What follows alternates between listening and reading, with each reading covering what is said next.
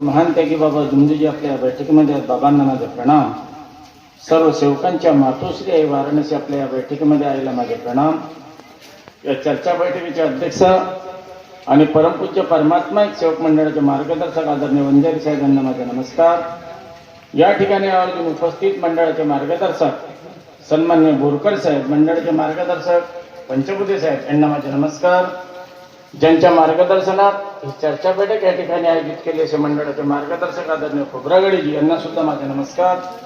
या चर्चा बैठकीचे संचालक सन्मान्य तिकीर मारेजी, या चर्चा बैठकीमध्ये आवर्जून उपस्थित गुरुजीकरताई, उपस्थित सर्व आमचे आदरणीय मंडळी, सेवक सेविका, बालसेवक, सर्वांना आदरपूर्वक नमस्कार. बाबांनी आम्हाला सांगितलंय की चर्चा बैठक ही आम्हा सेवकांची शाळा आहे. या शाळेमध्ये 4 तत्व, 3 शब्द, 5 नियम, आम्हा सेवकांना आलेले वेगवेगळे अनुभव, आमच्या महानपैकी बाबा दुमदूजीने केलेले कार्य आणि सेवकांना दिलेला संदेश, त्याचबरोबर आमच्या मातोश्री आई वाराणसी यांनी बाबाला दिलेली साथ, या सर्व गोष्टींवर चर्चा होत असते. आम्ही काही लोक म्हणतो की ही भगवत कार्याची चर्चा बैठक आहे आणि आम्ही काही लोक बोलतो की भगवत गुणाची चर्चा बैठक आहे. शब्द दोन्ही बरोबर आहे आणि या दोन्ही शब्दाला अनन्यसाधारण महत्व आहे. भगवत कार्याची चर्चा बैठक, बाबांनी आम्हाला सांगितलंय की या मार्गाच्या प्रचाराने प्रसार झाला पाहिजे. म्हणजे आम्ही काय कार्य करतो हे एकमेकाला सांगितलं पाहिजे, त्याच्यातून काहीतरी आम्ही बोध घेतलं पाहिजे. आणि काही लोक आम्ही म्हणतो की भगवत गुणाची चर्चा बैठक आहे. तर हा मार्ग अनुभवावर आधारित आहे आणि जेव्हा जेव्हा आमचा सेवक या माईकवर येतो किंवा समोर उभा राहतो आणि तो त्याचा अनुभव जेव्हा सांगतो, या अनुभवातून आम्हाला आमचे परमेश्वरी गुण बाबाने दिलेल्या तत्वशब्द नियमानुसार त्याच्या परिवारामध्ये कसं परिवर्तन झालं आणि परमेश्वराची कृपा कशी त्या परिवाराला लाभली, ते परमेश्वरी गुण आम्हाला ऐकायला मिळतात. त्याच्यामधून आम्हाला काहीतरी बोध घ्यायला मिळतं, आम्हाला शिकायला मिळतं. त्यामुळे आम्ही म्हणतो की भगवत गुणाची चर्चा बैठक आहे. सगळं आमच्या समोर आहे.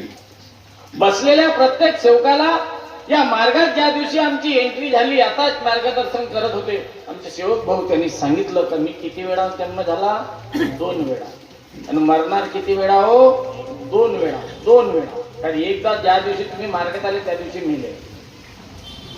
पहिल्याच दिवशी मार्गदर्शकाला शब्द दिला तुम्ही मरण्याचा. मार्गदर्शकाजवळ शब्द दिला म्हणजे मार्गदर्शकाला नाही दिलं तुम्ही, तर स्वयं भगवंताला दिलं. त्या शक्तीला शब्द दिला का आता मी मेलो, आता तू सांभाळ, समोर मला नवीन जीवन तू दे. तिथून आमच्या नवीन जीवनाला सुरुवात झाली आहे. बरोबर आहे. आता सकाळी आम्ही उठलो, आंघोळ केली, घराची साफसफाई केली, परमेश्वराच्या प्रतिमेजवळ मी बसलो, कापूर लावला, आम्ही विनंती केली. काय केलं विनंतीमध्ये? प्रणाम केलं आणि काय सांगितलं? मी माझ्या कर्माने चुकलो. कोण चुकला? मी विनंती केली.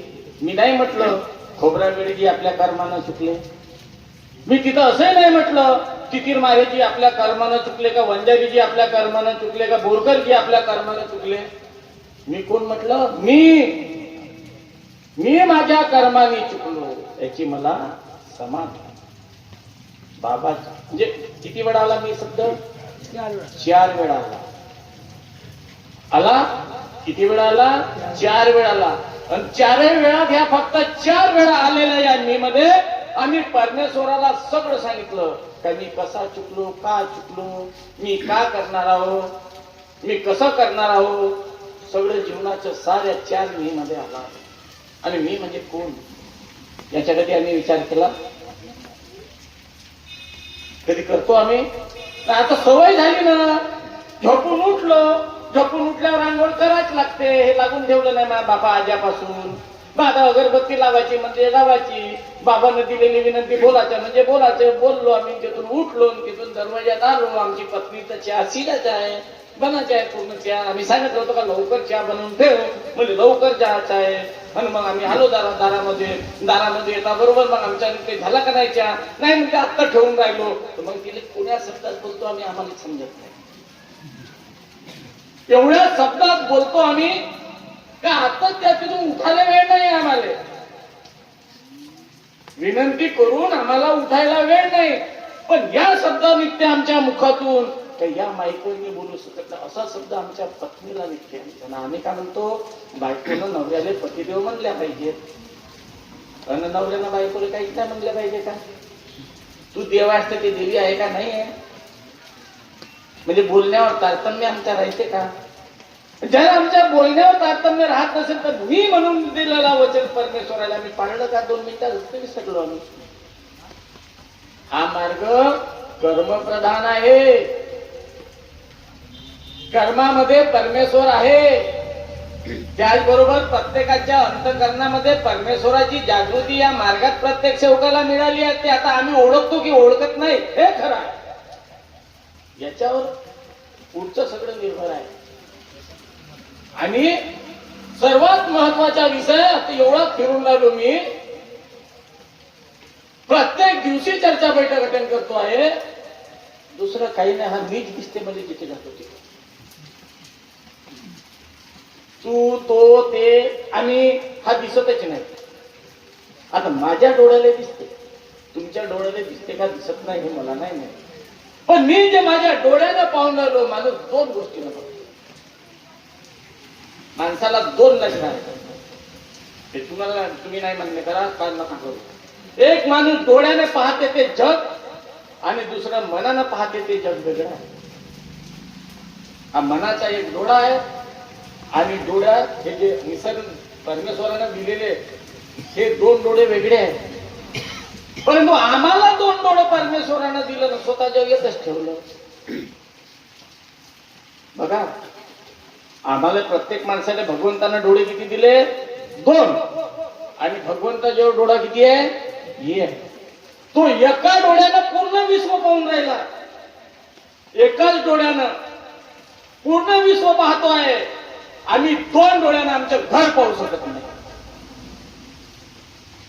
बरोबर आहे का नाही का पाहू शकत नाही आमच्यात मीपणा आलाय आणि या मीपणाचा पडदा कारण जो जारवा त्या नजरेला झोंबलाय त्याच्यामुळे आम्हाला 2 डोळे असूनही आम्ही जग पाहू शकत नाही का आमचं स्वतःचा घर पाहू शकत नाही एवढं शिक्षण महान काय की बाबा जुमदेवजीने आम्हाला दिलं या विषयात देशाचा सोडा हो या भारताचा सोडा तसे आम्ही पागल लोकांच्या ते माहिती आहे पण अख्ख्या विश्वाला जर विचार केला पूर्ण विश्वाचा विचार केला ती सत्य जागृती आम्हाला परमेश्वराने दिली आहे ते विचार आम्हाला दिले पण नाही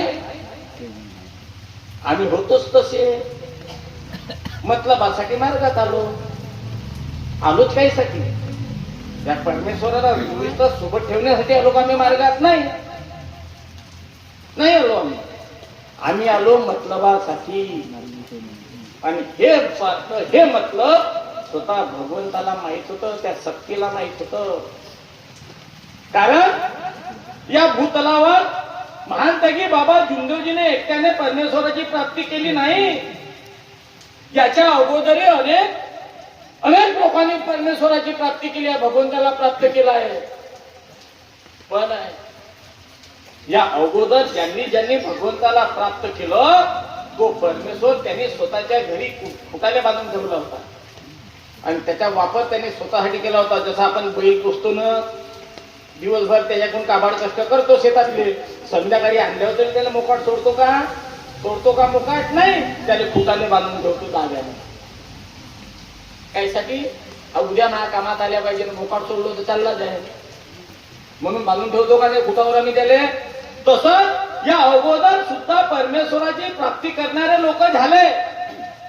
त्यांनी परमेश्वराला प्राप्त केलं परमेश्वराकडनं वरदानही मिळवलं पण पुन्हा पण आला आणि मी पण आला का हा भगवंत दुसऱ्याला काय दे देऊ आम्हाला जेवढं राहिल्या पाहिजे याच्या वरदान मीच देईन म्हणून भस्मासुरानं कोणता वरदान मागितलं त्यानं तपश्चर्या केलं, एका पायावर उभा राहून तप केलं त्यानं आणि परमेश्वर प्राप्त केलं. आणि वरदान कोणतं मागितलं तर ज्याच्या डोक्यावर हात ठेवीन तोच मेल्या पाहिजे म्हणे.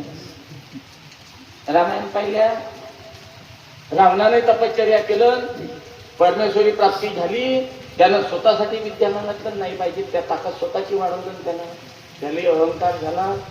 हिरण्यकश्यपूने वरदान मागितलं, त्याने तप केलं, त्याला वरदान भेटलं. काही पोटीच मेलो नाही पाहिजे, दिवसाही नाही मेलो पाहिजेत ना रात्री नाही मेलो पाहिजे, शस्त्राने नाही मेलो पाहिजेत ना अस्त्राने नाही मेलो पाहिजे. मागितलं वरदान, त्यानं तप करून वरदान. पण तो जो मीपणा होता त्यांच्या मनातला गेला नाही. आणि म्हणून एका परमेश्वराची प्राप्ती, शक्तीची प्राप्ती केल्यानंतरही त्याला मरण आला. लोक आता आम्ही पेटवतो त्याला, कारण तो राक्षस, ते देव प्राप्त करणारे राक्षस झाले. कशामुळे झाले? कर्म, त्याचे कर्म चुकीच्या रस्त्याने गेले. आमच्या बाबानं तप केला नाही, आमच्या बाबानं त्याग केला. का केला? त्याग. आणि तपापेक्षा त्यागाला खूप महत्व आहे. याचा कारण सांगतो तुम्हाला. तर हा लोकांपासून दूर जाऊन एखाद्या जंगलात करता येईल, पण परिवारात त्याग करणं एवढं सोपं नाही. परिवारात राहून बाबाने त्याग केलं आणि परिवारात राहून त्याग करायसाठी मनाले किती मारा लागते त्या 41 दिवसातच समजून जाते आम्हाला. तर बाबाने किती त्याग केलाय, आम्ही फक्त किती दिवसाचा केला? 41 दिवसाचा, फक्त 41 दिवस. पण माझ्या बाबाने आयुष्याचा त्याग केला आहे. मग आयुष्याचा त्याग केला तर त्यांनी स्वतःच्या मनाला कसं बांधून ठेवलं असं करतो आम्ही याचा विचार कधी? स्वतःचं मन बांधणं एवढं सोपं समजता तुम्ही? किती बसल्या आमच्या समोर दिसून राहिल्या, मस्त पावडर गिवडर लावून आंघोळ पाणी करून येणी फणी करून येऊन बसल्या. हे मस्त टापटीप मध्ये येऊन बसल्या. तुमच्या मन कोटी आता मला का नाही येतो? मला नाही दिसत. तुम्ही तुमच्याच मनाला विचारा. तुम्ही काही जण वावरात असाल, परा टाकलो, पाणी येऊन आला, आता गेलो असतो 4 पायला सोडा पटपट मारलो असतो ना आलो असतो ना, बरा लवकर आला असतो, मला मजुरी कमी लागली. असं असं का तुमच्या डोक्यात एखाद्याच्या राहू शकते ना? मन आमच्या या चर्चा बैठकीत नाही राहू शकत. माझ्या बाबांनी उद्या आयुष्यात आपल्या मनाला कसं बांधलं असं, कसं बांधलं असं? मन एवढं विचित्र आहे, बकऱ्यासारखं आहे, बकऱ्यासारखा. बकरे पोचता का कोणाच्या घरी आहेत बकरे? कोणाच्याच घरी नाही आहे बकरा. तुम्हाला एक विषय देतो उद्या, आता आज चर्चा बैठक आहे, ऐक नको करा ही पद्धती. उद्या तुम्ही तुमच्या बकऱ्याला घेऊन जा सकाळी 6 वाजता, दिवसभर त्याला खूप चारा खूप चारा खूप चारा, रातपर्यंत अंधार पडतपर्यंत घराला नको आणजा. आणि अंधार पडल्यावर घरात आणून बांधा त्याला फुटाले आणि त्याला दुसऱ्या आंब्याची चांगली कोहडीवाली डाळ दाखवा, तो खाते खाते. नाही खाणार तो, पोट भरून आल्यावर खाईन का? खाईन? नाही खाणार का? खाऊन काऊन दिवसभर चारा आणलं त्याला? मग त्या बकऱ्यामध्ये तुमच्या मनामध्ये काही फरक आहे का? तो बकरा तर कापून खावायच्या तरी कामात येते, तुमच्या मन तर कुठं जाते ते पत्ताच नाही लागते. या मनाला बांधणारा, या मनाला काबूत करणारा दुसरं कोणतं साधन नाहीये. आणि माझ्या महान तेगी बाबा गुंजोजीने सकाळची विनंती, सायंकाळची जी प्रार्थना दिली आहे ना, त्याच्यातला शब्द ना शब्द जर आम्हाला समजला, त्याचा विचार करत राहिलो आम्ही आमच्या डोक्यात, बाकीचे विचार करत राहतो ना आम्ही, करत राहतो का नाही? त्याची 2 एकर घेतलं असतं तर त्याच्या चोरू काय जातात, रस्त्याने जातो, जाता जाता जाता पहिल्यानं त्यानं वांगे लावून टाकलं, दुसऱ्या माणसानं आमच्या अगोदर त्याच्या याचे लागले 4 वांगे, आमच्या इथे 2 लागले आहेत. 4 लागले, फुट आमची चालू, याच्या घरी 4 लागले, मारले काऊन 2 लागले? तोडून घेऊ का? त्याच्या वावराला आले ते तोडून टाकतो आणि त्याच्याच भागातले, आपल्या भागातले बाजारात नेऊन विकीन आणि याच्या भागातले तोडतो आणि घरी भाजी करेल. किती दिवस का? तुमचा मन चरायला गेला का नाही गेला? बकऱ्यासारखा गेला चराले. बकऱ्यातनं तुमच्या मनात काही फरक नाही राहिला. बाबाने हे शिकवलं का आम्हाला? अरे माझे बाबा इमान पाळणारे होते. माझ्या बाबानं इमान शिकवला, इमान. आणि या इमानाच्या भरोशावर एका परमेश्वराची प्राप्ती माझ्या बाबाने केली. हा इमान सेवकाचा कुठे गेला? विचार करण्याचा प्रश्न आहे. आम्ही करणार की करणार नाही? सगळेच लोक आजकालची जिकडे जातो तिकडे ऐकायला भेटते. कोण आहे तर मी बाबाच्या सेवक आहो. लागली घराले पाठी बाबाच्या सेवक. मंडळवालाही बाबाचाच सेवक आहे. टिमकीवालाही बाबाचाच सेवक आहे. रामटेकवालाही बाबाचाच सेवक आहे. मोहाळीवालाही बाबाचाच सेवक आहे. किती पद्धतीचे बाबाचे सेवक आहे. बाबाने तर आम्हाला सांगितलं परमात्मा एक. काय सांगितलं बाबानं? परमात्मा एक. हा परमात्मा एक समजला आम्हाला.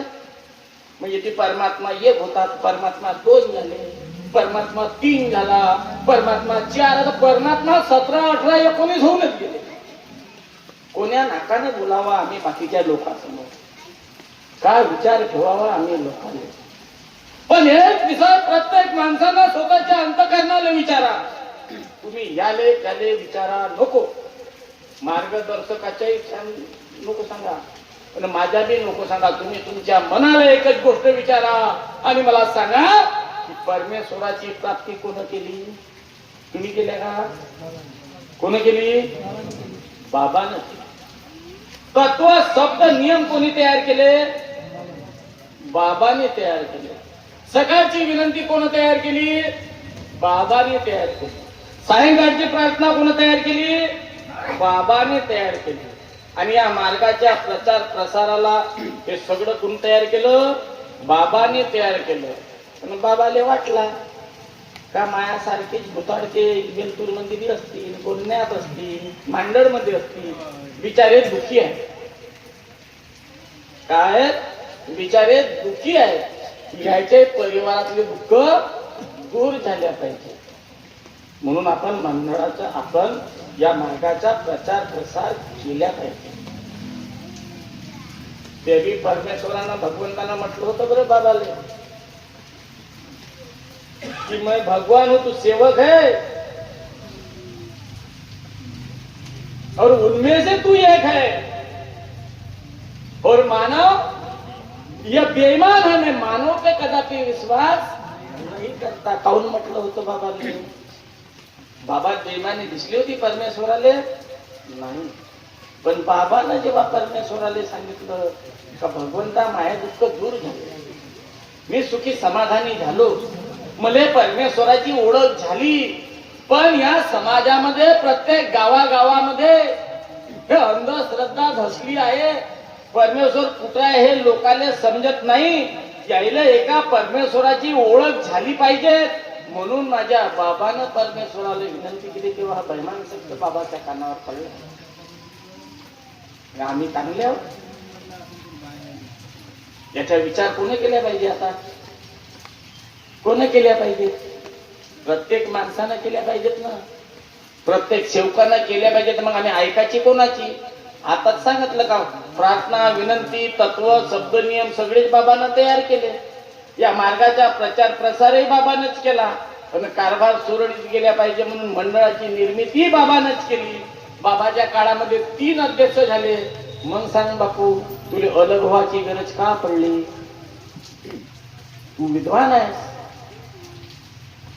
खरंच या विचाराची या मंडळाला या सेवकाला गरज आहे. तू खूप हुशार आहेस. तुझ्याकडे महानपैकी बाबा जुमनोजीने सगळं देऊन ठेवलं आहे. मग तू या मंडळात राहून या मंडळाचा अध्यक्ष काऊन नाही होस? कायले तापेश्वर वैद्य मी उद्या राजीनामा द्यायला तयार आहो. मी सेवक राहीन, तू संचालक बन. बरोबर आहे की नाही? पण इथं मेहनत करा लागेल. इथं मेहनत करून सेवकाचे मन शिका लागेल. गावागावात जा लागेल. नाही असं नाही. का करायचं आहे? कमाईचं साधन. कमाईचं साधन बाबानं दिला. दे ना बाबाचीच फोटो, बाबाचेच तत्व, बाबाचेच नियम, सगळं बाबाचा. आणि फोटो कोणाची? आमच्या दुकानातली आहे. बरोबर? फोटो कुठली? दुकानातली. सगळं बरोबर आहे. पण हिंमत आहे तर बाबाचे फोटो उघडतात, उघडू शकतात. आणि हे भगवत कार्य आहे ना, हे राजकारण नाही आहे. हा राजकारणाचा सौदा नाही. राजकारणी लोक आहेत ना, आपल्यामध्ये फरकच नाही राहिला. दुकानदार नाही म्हणतो एखाद्या दिवशी आठवडी बाजार राहते एखाद्या गावातला, पण खाटकाची दुकानं लागते बकरी कापण्यावाले, बरोबर आहे. त्याची तुम्ही खाली थैली घेऊन जा, घ्या नाही तर नको घ्या. ते कसे आवाज देते तर पहा. तो म्हणजे आत्ताच कापलो, नवीनच आहे, हा खस्ती कापलो. तो दुसरा म्हणजे माझ्याजवळ आत्ता कापलो, त्याच्याजवळ ते शिरा आहे म्हणते. हा आपल्याकडे वळते, तो आपल्याकडे वळते. कुठं नेऊन राहिलो आम्ही मार्गाले? माझ्याकडे ये, माझ्याकडे मी पटकन देतो. माझ्याजवळ नाही जास्त लागलं, माझी संख्या जास्त झाल्या पाहिजे, याच्यासाठी मार्ग नाही आहे. अरे हा मार्ग या माणसाला घडवण्याचा आहे. हा मार्ग विचार परिवर्तनाचा आहे. हा मार्ग सत्याचा आहे. सत्याचा. सत्य म्हणजे परमेश्वर, परमेश्वर म्हणजे सत्य. आमच्या डोळ्याने ज्या गोष्टी दिसतात त्या सत्य, पण त्याच्या मनात काय हे आम्ही सांगू शकत नाही. ते असत्य येऊ शकते. प्रत्येक जन्माला आलेला माणूस जन्म सत्य नसेल, पण मृत्यू सत्य आहे. कारण जन्माला आलेला प्रत्येक माणूस प्राणी पक्षी असेल, त्याला मरावंच लागेल, हे सत्य आहे. आणि बाबाने आम्हाला सत्य शिकवलं. मग सत्याचे कार्य होऊन राहिले का? जे होऊन राहिले हे विचार केला. तो मंडळाचा सेवक असेल ना तर कोणा स्वस्तेचा असेल. मी गोष्ट करून आलो बाबाच्या विचाराची. गोष्ट आहे बाबांना दिलेल्या तत्वशब्द नियमाची. बाबाले बाजारात मांडा नको. असे बाबा याच्या अगोदर जन्माला आले नाही आणि अशा नंतर याच्या नंतरही पुन्हा जन्माला येऊ शकत नाही. तुम्ही म्हणता का रावण एकदाच जन्मला? मी म्हणतो रावण जन्मूनच राहिले. रावण एकटाच जन्मला का? तो रावणानं तर सीतेला घेऊनच परालं होतं. फक्त सीता मातेचं अपहरण केलं होतं बरं रावणानं. काही गलत काम केलं होतं का? नाही. पण त्या रावणाचे बाप आता गावागावात पावले भेटून राहिले आणि खुले हा अत्याचार माझ्या महिलांवर होऊन राहिले. हे रावणाचे बाप आहेत का नाही आहेत? रावण बदनाम झालाय. पण हे झालं वाईट गोष्टीचा विषय. पण तुम्ही चांगल्या गोष्टी त्याच्या समजायला गेल्या. आज या बुरख्यामध्ये अनेक सैतान लपले आहेत. तेही आम्ही पाहून राहिलो आमच्या डोळ्यानं. चांगले चांगले संत अरे छेडछाडीमध्ये नाही तर बलात्काराच्या आरोपामध्ये जेलमध्ये सोडून राहिले ना. ज्याच्या पायावर सतत लोक डोके ठेवत होते ते लोक. पण माझ्या बाबानं त्यागी जीवन घालवलं. आयुष्यभर एवढी जबरदस्त आचारसंहिता पाळली आणि वाटलं बाबाला का हे लोक यायला चांगला शिक्षण नाही भेटला, यायला समजावून चांगला गुरु भेटला नाही आजपर्यंत. म्हणून बाबानं आम्हा मानवाला जागवण्याचे काम केलं. पण सत्य शेवटी माझ्या बाबाच्या तोंडूनही एक सत्य निघालं. कोणता? की 40 वर्ष सेवकाने जागवलं म्हणे बाबा. का म्हणे? 40 वर्ष मी या मानवाला जागवलो. माझं आयुष्य संपेल पण मी मानवाला जागवू शकलो नाही. तरी दया येत नाही, तरी आमच्या डोक्यामध्ये प्रकाश पडत नाही, तरी आमच्या प्रपंचामध्ये उजेड पडत नाही. काय बोलावं आता? शेवटी बाबाला हे शब्द काढावे लागले आणि बाबाने जे शब्द काढले. माझा प्रश्न प्रत्येकाला आहे, या मंडळाच्या सेवकांना, इतर संस्थेच्या सेवकांना आहे की ही बेता किमान बाबाची तरी मनाला लावून घ्या. की बाबाला हे म्हणण्याची वेळ आली होती का 40 वर्षे जागवलो पण या मानवाला जागवू शकलो नाही. मग आता तरी आम्ही जागलो पाहिजे. आम्ही एका छत्र छायाखाली आलो पाहिजे. आणि बाबाने तापेश्वर वैद्य म्हणते म्हणून नाही, कोणी मार्गदर्शक म्हणते म्हणूनही नाही, तर माझ्या ज्याने या मार्गाची निर्मिती केली, या महान त्यागी बाबा जुमदेवजीने सांगितलेल्या रस्त्याने चालण्याचा प्रयत्न तर प्रत्येकाने करणं गरजेचं आहे. मग तो आम्ही करणार की करणार नाही हा विषय प्रत्येकाने आपल्या अंतःकरणाला लावा. नाहीतर या मार्गातले अनेक उदाहरण आहेत, अनेक अनुभव या मार्गात आले आहेत. हा मार्ग कुणाला चमत्कार दाखवण्याचा नाहीये, हा मार्ग कोणाला करोडपती बनवण्याचा नाहीये. आमचे कर्म जर चांगले आहेत आणि महानतकी बाबा जुमदेवजीने दिलेले विचार जर प्रत्येकाच्या डोक्यामध्ये त्यांनी संचार केला आहे आणि आमच्या वागणुकीमधून जर महानतकी बाबा जुमदेवजीचं वर्तन निघतो आहे, तर असे कितीतरी गरीब करोडपती या मार्गात झाले आहेत. किती नाव सांगू? झाले आहेत का नाही झाले? गरीब 2 टाईम. आता अध्यक्ष घ्या ना या मंडळाचे रवींद्रजी गायधने. एका अगरबत्तीच्या 4 अगरबत्त्या करत होती ना ते मॅडम अध्यक्ष साहेबाकडची. आणि आपले अध्यक्ष साहेब आपले असेच राहत होते. समजलं ना कसे राहत होते? असे राहत होते का नाही? आणि एकटी बाई तिनं मनामध्ये परमेश्वरला हात दिली मनातून आणि एका अगरबत्तीच्या 4 अगरबत्त्या करून मार्गाची सुरुवात केली. करोडपती आहे का नाही? कोणाची कृपा आहे? तुला दाखवला रस्ता दाखवते ना. नाही तर मग आणि मला परमेश्वर साथच देत नाही. तू आम्हाला कोणी घडीत सेनावला ठेवून जातेस ना. घडीतच कुठे त्या गावाच्या भोवतालच्या त्या पट्ट्यातून जातेस तू. तर पुरे पाय भरून येतेस ना संध्याकाळवरी घरी. त्याला शुद्धता पाहिजे ना मनाची. परमेश्वर अशा जागी राहू शकत नाही. सुरुवातीला सांगितलं का विनंतीमध्ये आम्ही कितीदा मी येते? 4दा मी येते. म्हणजे आम्ही मीपणा सोडला नाही. आमच्या अंतकरणामध्ये गर्व आहे. आमच्या मनामध्ये मीपणा आहे. आमच्या मनामध्ये अहंकार आहे. आमच्या मनामध्ये नाही ते वाईट विचार आहे. पण त्यानंच ते टंकी भरली आहे हृदयाची. मग आता परमेश्वराने येतोय म्हणलं तरी तो झोपण कोटी रायन कोटी कसा राहील? त्याले पहिलं खाली करा. ते जागा खाली करा. अहंकार बाहेर काढा. गर्व बाहेर काढा. मीपणा बाहेर काढा. वाईट विचार बाहेर काढा मनातले. आणि तुला अंतकरण शुद्ध अंतकरण ठेवून बघा. परमेश्वर किती वेळ स्वतः राहायचे तर तो जागाच नाही सोडत. त्याने बी राहिले चांगलं घर पाहिजे का नाही पाहिजे? तुम्हाला वाटते तुमच्या घर करले नाही पाहिजे.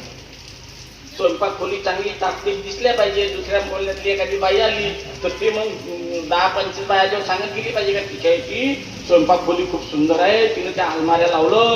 तिच्या इथे तुवाला गॅस आहे. तिच्या घरी त्या मस्त रॅक आहेत. का सजवता स्वयंपाक? बेडरूम आपली बैठक रूम किती सजवता? किती गुलदस्ता आणून ठेवता बैठक रूम मध्ये. एक मस्त चित्र लावता. काही येणाऱ्या माणसाला वाटल्या पाहिजे अमुक अमुकाचा घर मुगसरचा घर खूप चांगला आहे. मग मी माझ्या घरी केलो पाहिजे. आपली छाप कोटी सोडता लोकावर छाप पाडासाठीच करता का नाही ह्या सगळ्या गोष्टी? आणि या लोकांच्या मनामध्ये छाप पाडून कुठे कष्टाला जाणार आहात तुम्ही? आणि पा भेटणार आहे तुम्हाला. करा ते ठेवणं जरुरीच आहे. आणि छाप जर सोळाचीच आहे तर माझ्या परमेश्वराच्या कार्याची सोडून पहा बरं एक वेळा.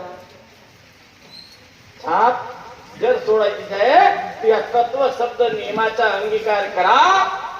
सत्य मर्यादा प्रेमाने चाला. या वागणुकीची छाप आमच्या वागण्यात बोलण्यात चालण्यात राहण्यात प्रत्येक ठिकाणी ही छाप सोडून पहा. आणि मग सांगा हा मार्ग एवढा सोपा नाही कठीण नाहीच आहे. पण एवढा सोपाही नाही कठीण याच्यासाठी नाही का जास्त वेळ लागतच नाही. सकाळचे 2 मिनिट ना संध्याकाळचे 3 मिनिट. पण दिवसभर तुमच्या मनातले विचार शुद्ध पाहिजे ना.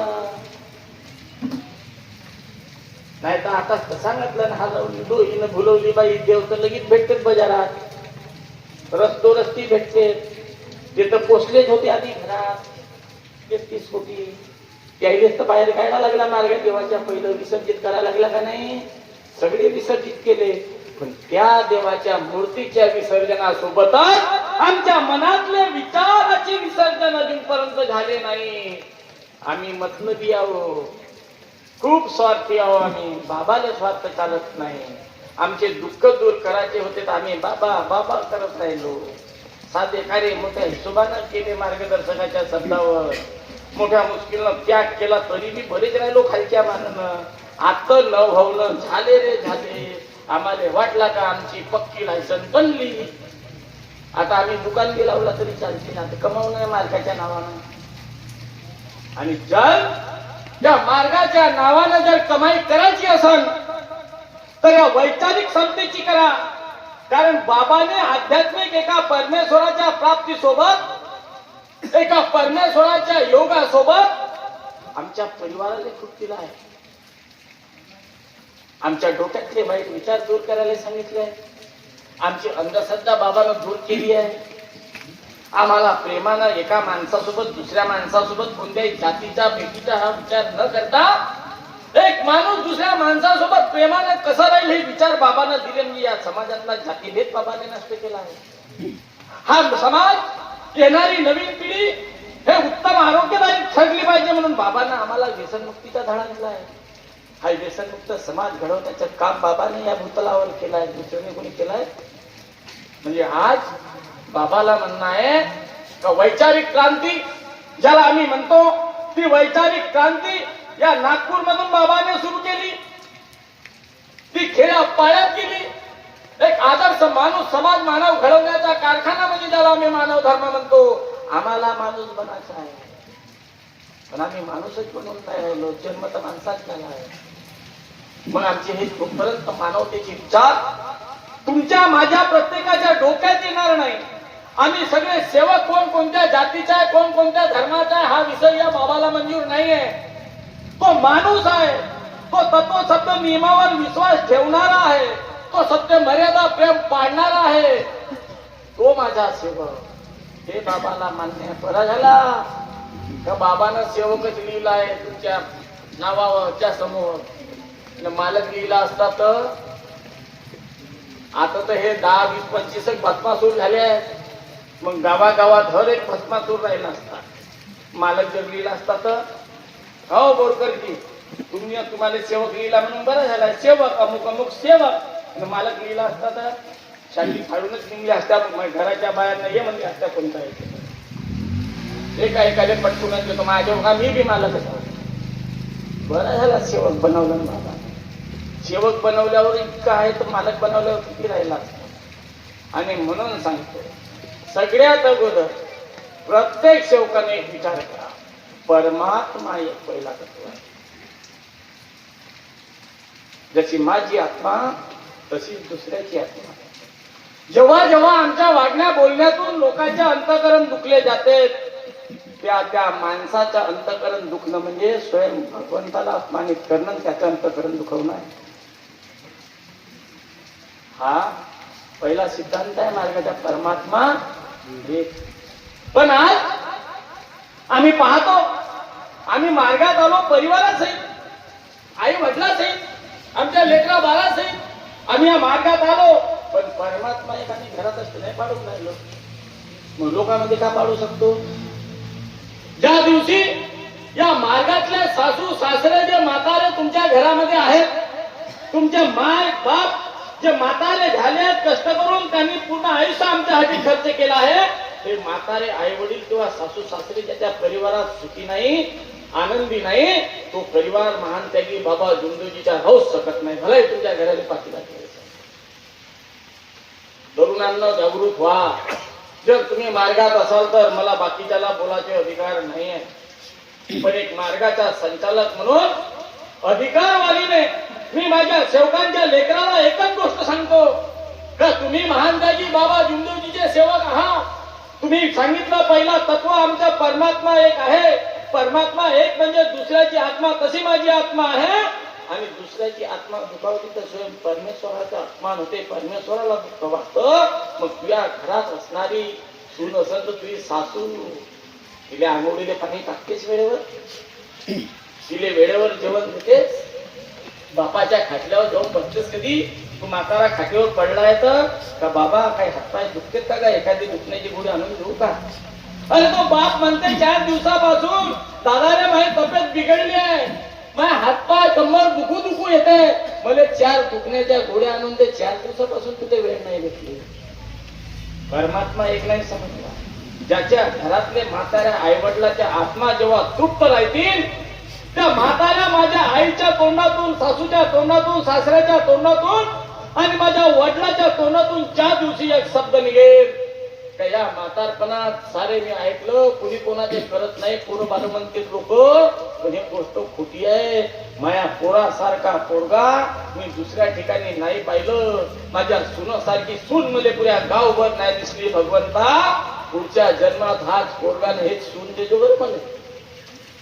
हे बोलून जोच्या वडील ज्याची सासू ज्याच्या सासरा जीव सोडून हात दे त्यागण या दिवशी तुमच्या प्रपंचामध्ये कुठंच कमी पडणार नाही, कारण की ते परमेश्वराचे अंश, परमेश्वराची आत्मा त्या प्रत्येक म्हाताऱ्या सासू सासऱ्याच्या शरीरामध्ये आहे. आणि तपासाच्या असं एक उदाहरण सांगतो, ज्याचे म्हातारे आई वडील घरी आहेत, बाजाराच्या दिवशी तुम्ही एक अनुभव घेऊन पहा. त्याने काही नको सांगा, एक पाव जिलेबी घ्या, फक्त एक पाव घरी घेऊन जा आपली ते झिल्ली, आणि घरी गेल्यानंतर त्याच्या बाजेवर त्याच्या पलंगावर बसा. बाबा काय म्हणते तब्येत, ठीक आहे का, काही लागते का तुले, घे हे जिलेबी आणलो, घे बरं, खा बरं पोची. त्याला मोठा विचार पडत, चमत्कार दिसेल तुम्हाला. त्याला वाटत महापुरानं मायासाठी हो तूच खा, मी खाल्लो तिकडं, मी म्हणलो का माझा बाबा घरी आहेत तर आणून टाकलो थोडीशी. त्याच्या डोळ्यातून अश्रू निघतील. त्याला वाटत माझ्या घरात पुढं बदल झाला, कसा झाला, खूप झाला तर तो जिलेबीच्या पिवशी खोलन आणि त्याच्यातला एक घनगडा खायन. तो दोन खाते खाते दाखवच्या मध्ये तुम्ही, तो एकच घनगडा खायन आणि पुन्हा आपल्या नातवाला आवाज देन. त्याचे जे नातू नातनी असतील ना घरात, त्याला जोरा जोराने आवाज देन तो म्हातारा, अरे ये तुझ्या पप्पाने जिलेबी आणले बेटा, खा, सगळी जिलेबी तुमच्याच पोरायला चालणार आहे. तो पण त्याच्या आत्म्याचा जो समाधान होणार आहे, त्याच्या मनाला जो आनंद मिळणार आहे, हा आनंद परमेश्वर प्राप्तीसाठी एवढा कमजोर नाही. तो परमेश्वराचे गुण तुमच्या परिवारामध्ये तयार होणार. पहा प्रयोग, आमचे म्हातारे ज्या ज्या माझ्या सेवकाच्या कोणताही परिवार असे तो जसे बी असतील, शिकले असतील नसतील, त्यांना आपल्याला जन्म दिला. आईच्या रक्ताचं दूध झालंय, तिने रक्त आटवून दूध आम्हाला पाहिजे आहे. बापानं रक्त आटवून फाटले वस्त्र घालून आम्हाला लायण्याच्या मोठं करून आम्हाला शिक्षण दिलं आहे. आमचा सगळ्यात मोठा कर्तव्य आहे की आमच्या आईवडिलांची सेवा आमच्या हातातून घडली पाहिजे. हे बाबाचे विचार आहेत. हे विचार आम्ही अंगीकारले पाहिजेत. आमच्या मुलांवर चांगले संस्कार दिले पाहिजेत. विशेष करून 14 वर्षाची मुलगी त्या परिवारात झाली, 13-14 वर्षाची, आईनं तिच्यासोबत मित्रत्वाचं नातं जोडा ना, पोरीसमोर तिले पोरगी नका समजू आणि तिले आपल्या भगवंताच्या फोटोसमोर प्रतिमेसमोर उभं करा आणि समजावा बाबाचा इतिहास. आमची आई तिला समजावून सांगा आणि सांगा की आपल्या बाबाजवळ पैसे नव्हते, आपले बाबा गरीब होते, बाबानं चाकरी केली पण बाबाच्या पोरगा डॉक्टर झाला. हा आदर्श आम्ही बाबाच्या डोळ्यासमोर ठेवलं पाहिजे. आमच्या लेकराला समजावून सांगितलं पाहिजे. आणि आम्ही ह्या गोष्टी करत नाही. आम्ही या पोराकडे पोरीकडे लक्ष देत नाही आणि मग एखादी घटना घडते घरात, पायता पायता पोरी चालली जाते. कारण का तिले ते दिवसभर मोबाईलवर राहते ना, आमचे लक्षच नाहीये. दिवसभर मोबाईलवर राहते, आम्ही तिच्याकडे वाकून पाहत नाही आणि न घडाची घटना घडते. मग दोष देतो आम्ही भगवंताने. भगवंतानं आमच्याकडे पाहिलंच नाही, परमेश्वराची आमच्याकडे लक्षच नाहीये. अरे तू का सांगतेस परमेश्वराची लक्ष नाही म्हणून? पोरीने पैदा तू न केली, जन्माले तू न घातली, तू आपल्या पोरीकडे लक्ष देवायला तयार नाही ना, तू काय भगवंताने मनात आणून राहिली? तू त्या पोरीला भगवंतासमोर उभी करतीस, तू त्या पोरीला चांगला योग मागायला लावतीस का भगवंता? आता माझी वय 14 वर्षाची का मी 12 वर्षाची झालो, आता मला भगवत कार्याची गोळी लागू दे आणि या भगवत कार्याच्या गोळीसोबत मला शिक्षणाची चांगली बुद्धी दे, माझ्या मन अभ्यासामध्ये लागू दे, माझ्या डोक्यामध्ये फालतूचे हे बाकीचे विचार येऊ देऊ नको आणि मला चांगली शिकू दे, मला चांगली साहेबीन बनू दे. तुझ्या मार्गाचं नाव बाबा मी मोठं करीन. कधी मनाला लावल्या पोरीला? कोण मनाला लावून पोरगी तुमची? करा प्रतिमेसमोर उभी, घ्यायला लावा तिले, योग मागायला लावा परमेश्वराचा, अभ्यासासाठी योग मागायला लावा. तिच्या मुखातून एक शब्द काढा की माझ्या डोक्यात फालतूचे वाईट विचार येऊ देऊ नको आणि लावा तिला अभ्यासाला. घेऊन या तिला चर्चा बैठकीला. मग पहा बरं तुमचा दिमाग वाढते का कमी होते? तर रस्त्याला तुम्ही असेच चालाल मग म्हातारे होऊन जाल तरी तुम्ही वाटत नाही चालाल. काऊन का तुमची पोरगी साहेबीच राहील, तुमचा पोरगा साहेब झाला आहे आणि साहेबाची बापाची माईची कंबर कधीच वाके नाही, म्हातारा होईल तरी तो असाच चालत. तुला असं वाटतं रस्त्यात चालत तरी साऱ्या लोकांना नाही का पाहिल्या पाहिजे मी साहेबाच्या बाप हो ना, काऊन नाही वाटावं त्याला? एवढा अभिमान आमच्या मायबापाच्या वाढाल. आणि ज्या दिवशी ज्या पोराच्या कर्तव्यातून, ज्या पोराच्या कर्मातून आणि मेहनतीतून त्याच्या मायबापाच्या कॉलर टाईट होतील, तो माझ्या महानतेगी बाबा जुंदगीच्या या मार्गाचा सेवक आहे. पण ज्याच्या वागण्यातून, ज्याच्या बोलण्यातून आणि ज्याच्या करणीतून मायबापाची मान खाली जात असाल, त्याच्यावर या मार्गाचे संस्कार झाले नाही. आणि म्हणून तुम्हाला सांगतो की आम्हाला पाळायचे आहेत बाबाचे नियम. महान त्यागी बाबा जुमदेवजीने दिलेले तत्वशब्द नियम, सकाळची विनंती, सायंकाळची प्रार्थना आणि बाबाचे आदेश, म्हणजे बाबाचा आदेश जो मंडळाला आहे हा आदेश. कारण हा मार्ग शब्दावर आहे. हवारुटी परमेश्वराला बांधण्याचे सामर्थ्य माझ्या बाबाने प्रत्येक माझ्या मार्गदर्शकाला दिलं आहे. फक्त तुम्ही जाताना आपलं घरानं मार्गदर्शकाकडे सांगता, मार्गदर्शक तुम्हाला शब्द देते. तुमच्या घरात कोणते परमेश्वराची प्रतिमा नसताना, भगवंताची प्रतिमा नसताना तुमच्या परिवारातले दुःख दूर होते. एवढी किमया या सृष्टीत दुसऱ्या ठिकाणी नाही मिळणार आहे. मग एवढा जर आम्हाला अनुभव आलाय तर आम्ही ऐकायचं कुणाचं?